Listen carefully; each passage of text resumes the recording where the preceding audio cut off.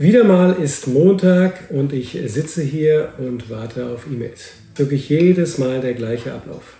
Spätestens Donnerstag schreibe ich an alle Beteiligten, die Werkstatt, die Mietwagenfirma, Stellantis bzw. Fiat. Wir wissen jetzt, dass das Ganze Stellantis ist. Freitag oft noch eine Erinnerung dazu und ich bekomme natürlich an dem Freitag auch gar nichts zurück. Montag dann kommt irgendwas, kommt ein Anruf. Eben kam ein Anruf, aber eben keine E-Mail vorher. Alles sehr vage, man kann telefonisch kaum jemanden erreichen. Das geht inzwischen ganz schön an die Nerven. Und daher möchte ich zu dem Camperfall Folgendes sagen. Wenn ich eines aus der Sache gelernt habe, falls ihr euch mit dem Gedanken umtreibt, euch einen Camper zu holen und dafür eine Menge Geld ausgeben wollt, kauft euch lieber einen jungen Gebrauchten als einen neuen. Ich bin der Illusion verfallen, dass ich mir einen neuen kaufen würde und hätte dann auf jeden Fall 3 Jahre Ruhe. Und selbst wenn irgendein Garantiefall eintreten würde, wäre der schnellstmöglich behoben. Ja, Pustekuchen. Bei einem guten Gebrauchten, sagen wir mal 20.000 Kilometer, 2 Jahre alt, wenn ihr den vom Händler kauft, mit Gewährleistung 6 Monate, könnt ihr davon ausgehen, dass der eher läuft als so ein Neufahrzeug. Soweit ist es leider gekommen. Aber bevor ich euch jetzt hier genau beschreibe, was denn nun schon wieder vorgefallen ist, werde ich eine Frage beantworten, die sicherlich auch viele interessiert. Wovon lebe ich eigentlich? Ich bin YouTuber, muss natürlich auch zum Teil davon leben. Und das mache ich, indem ich zum Beispiel Produkte vorstelle. Ich versuche euch hier keinen Knopf auf die Backe zu nähen, sondern ich stelle in meinen Videos ausschließlich Produkte vor, die ich mir entweder sowieso gekauft hätte oder die ich mir ganz gern angeschaut hätte. In meinem Fall ist das diesmal ein Kopfhörer. Nämlich, um ein gutes Video abzumischen, ist der Ton 50% des Ganzen. Obwohl ich nur mit ganz einfachen Mitteln, meistens mit einem Smartphone aufnehme, versuche ich immer aus dem Ton das meiste rauszuholen. Sei, dass ich Störgeräusche entferne, dass ich den Ton komprimiere, die Sprachverständlichkeit erhöhe und so weiter. Das kann man aber nur, wenn man wirklich eine gute Abhörer hat. Früher in meinem richtigen Studio habe ich natürlich entsprechend große Boxen gehabt oder sehr, sehr gute Studio-Kopfhörer. Um mobil den Ton hier zu bearbeiten und zu schneiden, habe ich mir diesen Kopfhörer gekauft, ein AKG K361BT. Bluetooth-Funktion, Top-Bewertungen, also auch ein eingebautes Mikrofon zum Sprechen. Aber mich hat dieser Kopfhörer eigentlich eher enttäuscht. Das ist nicht die AKG-Qualität, die ich gewohnt bin. Die Bluetooth-Funktion ist so schlecht, dass die Audioqualität, die hier rüberkommt, nicht ausreicht, um wirklich die Mischung zu beurteilen. Das heißt, ich muss kabelgebunden arbeiten. Diese wunderbaren Klappgelenke, die zwar prima sind, um ihn auf Reisen mitzunehmen, die knirschen beim Tragen. Das heißt, wenn ich den Kiefer bewege beim Sprechen oder sowas, ist immer ein Knirschgeräusch gleichzeitig in den Ohrmuscheln zu hören. Und dann, obwohl ich einen relativ kleinen Kopf habe, ist der Kopfhörer ziemlich unbequem. Und nach einer Stunde bei sommerlichen Temperaturen, in Norwegen wohlgemerkt, fängt man drunter an zu schwitzen. Und daher freut mich, dass mich die Firma Baseus angeschrieben hat.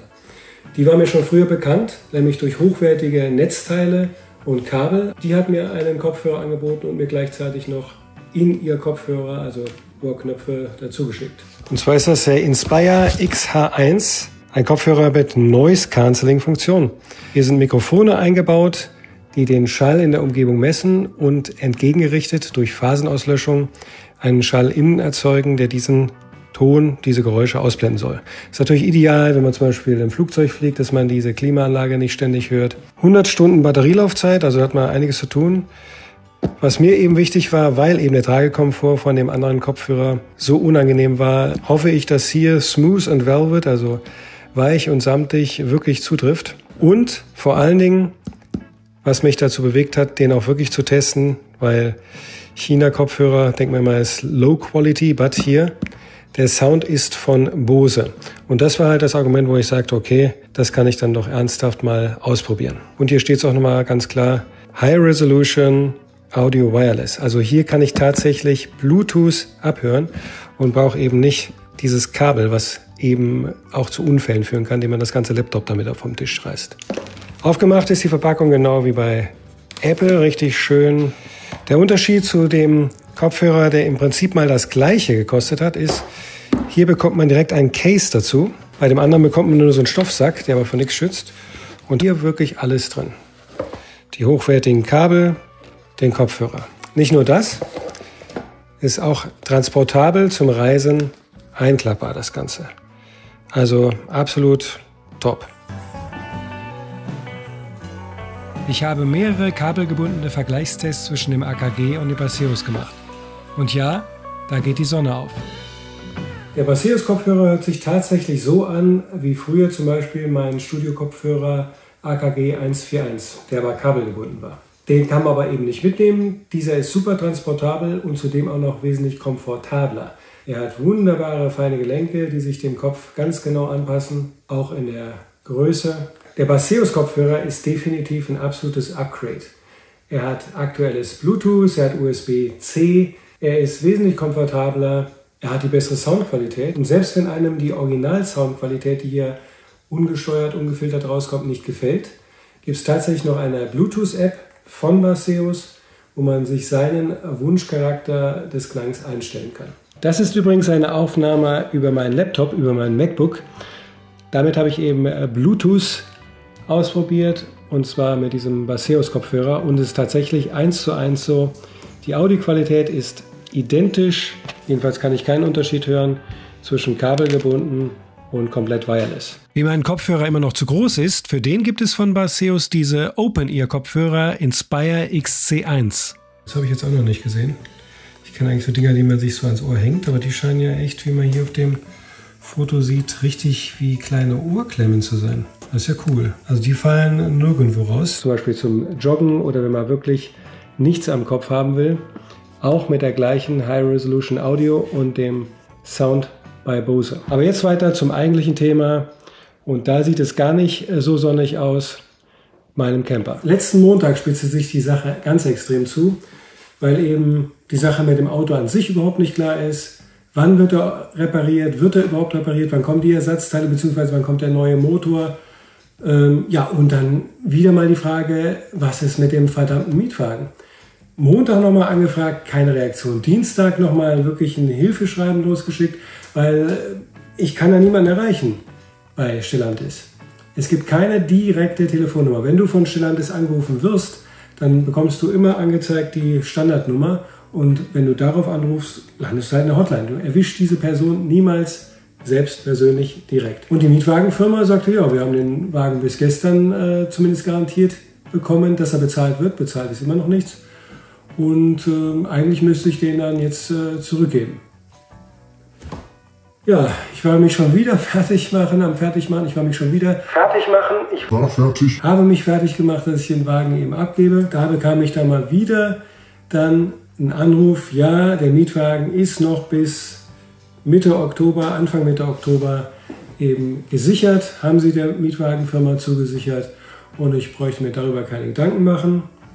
Aber ich habe im Vorfeld dann tatsächlich persönlich den Mechaniker in Orlesund erreicht, und der schrieb mir bzw. sagte mir ganz klar, sie wissen nicht, welche Teile sie bestellen müssen, bzw. welcher Motor ganz genau. Das norwegische System kann irgendwie nicht mit dem europäischen bzw. mit dem deutschen System, und Fiat Norwegen kann da nicht helfen. Angeblich hätten sie auch in Italien angerufen.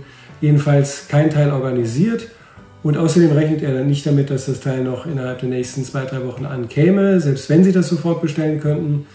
Und ja, dass ich dieses Jahr eigentlich nicht damit rechnen müsste, dass der Wagen noch fertig wird und ich eigentlich nach Hause fliegen könnte. Also ich habe derzeit in Deutschland einen Wohnsitz. Deswegen brauche ich auch eigentlich den Camper, und deswegen wollte ich ihn auch hier reparieren lassen, damit ich eben Sachen, die ich noch hier in Norwegen habe, nach Deutschland transportieren kann. Ja, daraufhin kontaktierte mich nochmal die Dame von Stellantis und teilte mir eben mit, ja, dann müssen wir vielleicht den Wagen doch nach Deutschland bringen. Dann haben wir schon mehrere Firmen rausgesucht in meiner Region, die sie antelefonieren wollte und absprechen wollte, welche denn zeitlich den Wagen reparieren könnte. Und da haben wir auch 2 gefunden. Allerdings hat sie sich nicht wohl darum gekümmert, wie der Wagen dann eben nach Deutschland kommt. Und bis heute mal wieder, ich habe wieder auf den Anruf gewartet, habe wieder montags hingeschrieben, nachdem ich eben Freitag, Samstag bzw. Donnerstag, Freitag hingeschrieben habe. Dann bekam ich doch noch den Anruf von der Dame von Stellantis, und die teilte mir mit, dass sie vielleicht die Möglichkeiten gefunden hätten, das richtige Teil, beziehungsweise es muss ja eigentlich ein komplett neuer Motor sein, zu organisieren und nach Norwegen verschiffen zu lassen. Merkwürdigerweise innerhalb von 7 bis 12 Tagen, vielleicht maximal 2 Wochen. Das war jetzt plötzlich die Aussage. Und ich sollte mich da entscheiden, ob das so vonstatten geht oder eben nicht.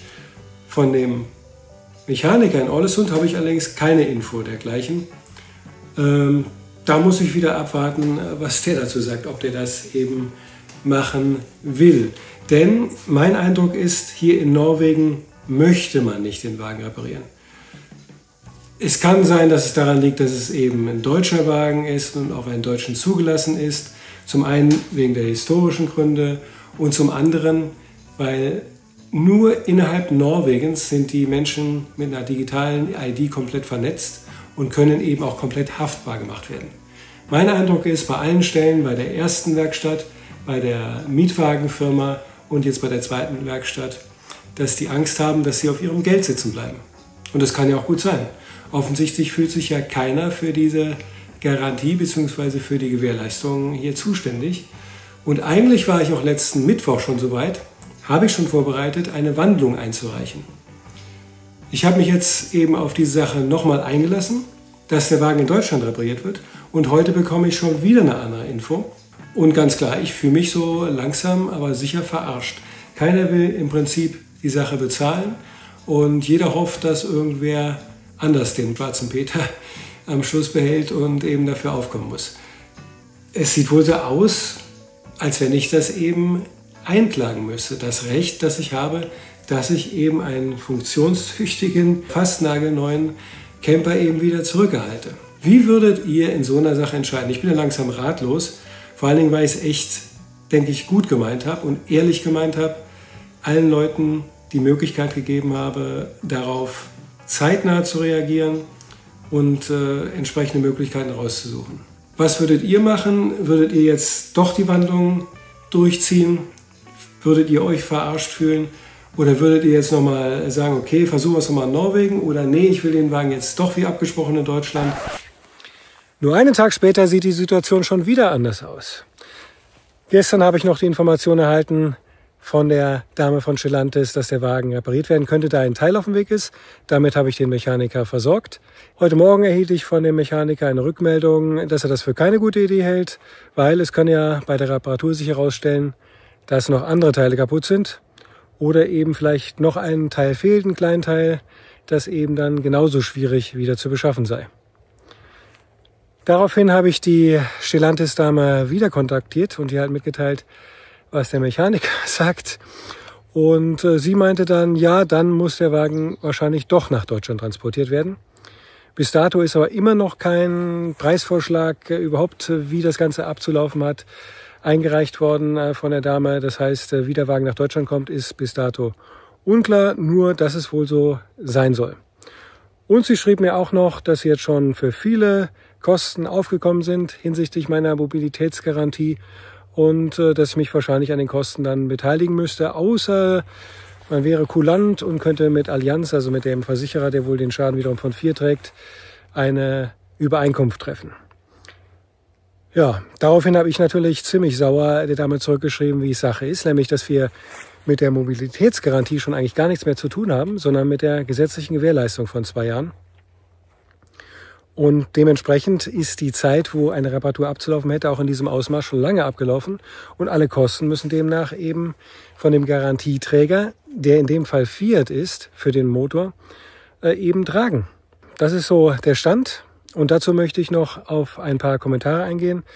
Ihr erinnert euch sicherlich an die Motormutmaßungen, also welche Schäden am Motor aufgetreten sind, wo sich, würde ich sagen, 95% als Blödsinn herausgestellt haben. Das mag vielleicht daran liegen, dass ihr vielleicht immer nur einen ganz kleinen Ausschnitt des Ganzen seht, aufgrund der wenigen Informationen euch ein Bild bildet von der Sache, das eben aber gar nicht wirklich mit der Realität übereinstimmt. Und so schrieb mir auch gestern jemand mit der Wandlung, das kann ich vergessen, da ich ja schon alles selber organisiert habe und daher eigenverantwortlich gehandelt habe und eben den Garantiebestimmungen eines Händlers zuwider. Ja, ich weiß nicht, ob ich es im ersten Video nicht schon erwähnt hatte. Nachdem ich liegen geblieben bin, habe ich sofort die Krawak verständigt, meinen Versicherer, und habe ihn mit der Abschleppung des Wagens zu einer Fiat Professional Werkstatt beauftragt. Fiat Professional Werkstatt, das war mir schon von vornherein klar, sowohl vom Händler als auch eben von Fiat selbst. Danach habe ich sofort noch in dem havarierten Auto sitzend den Händler angerufen und der sagte mir, dass er auch nichts weiter mitteilen könnte und dass ich mich an Fiat wegen der Garantie wenden müsste, weil er könnte da auch nichts weiter ausrichten. Sonst wird das noch über Dritte gehen und dann wird das Ganze noch komplizierter. Ja, da hat er wohl recht. Aber in dem Moment, wo er das an mich abtritt, nämlich seine Verpflichtung der Gewährleistung, ist die Sache trotzdem in seiner vollständigen Verantwortung. So, bis zum nächsten Video. Vielleicht in Deutschland.